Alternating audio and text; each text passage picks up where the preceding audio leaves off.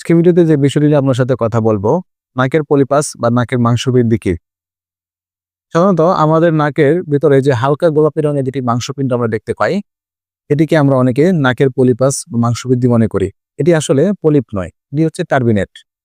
Turbinate আমাদের নাকের জন্য একটি বিশেষ গুরুত্বপূর্ণ বিষয়।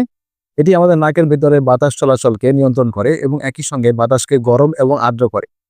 সাধারণত আমাদের নাকের ভিতরে যে লাইনিং মিউকাস মেমব্রেন থাকে, এটি অনেক সময় ইরেমা দেখা দেয়। ইরেমা বলতে তরল জমে নাকের ভিতরে ফোলাভাব দেখা দেয়।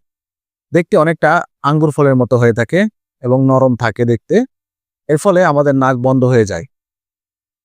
আসুন আমরা জেনে নেই নাকের পলিপাসের লক্ষণসমূহ কি কি। নাকের পলিপাসের লক্ষণসমূহ বলতে প্রথমত ঘন ঘন সর্দি, মাথা ব্যথা, ঘন ঘন হাঁচি, কখনো কখনো নাকের ভেতর থেকে রক্ত পড়তে পারে এবং অনেক সময় রাতে আমাদের শরীরে জ্বর জ্বর অনুভূত হয়। এছাড়াও কাশি থাকতে পারে। নাকের পলিপাস যে কোনো বয়সে হতে পারে। এটি সাধারণত দুই রকমের হয়ে থাকে, ইথময়েডাল এবং ইন্ট্রাকোয়েনাল। ইন্ট্রাকোয়েনাল পলিপ সাধারণত শিশুদের হয়ে থাকে এবং ইথময়েডাল বয়স্ক বা বৃদ্ধদের হয়ে থাকে। তাই আমরা টার্মিনেট এবং পলিপকে একসঙ্গে গুলিয়ে ফেলবো না।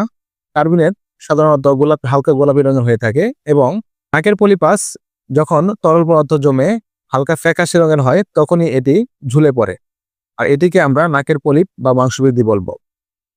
এজন্য মনে রাখতে হবে টার্বিনেট কিন্তু পলিপ নয়।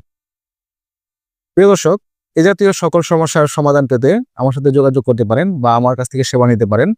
এর জন্য স্ক্রিনে দেওয়া হোয়াটসঅ্যাপ নাম্বারে আমাকে মেসেজ করতে পারেন। আশা করি সবাই ভালো থাকবেন, সুস্থ থাকবেন। আল্লাহ হাফেজ।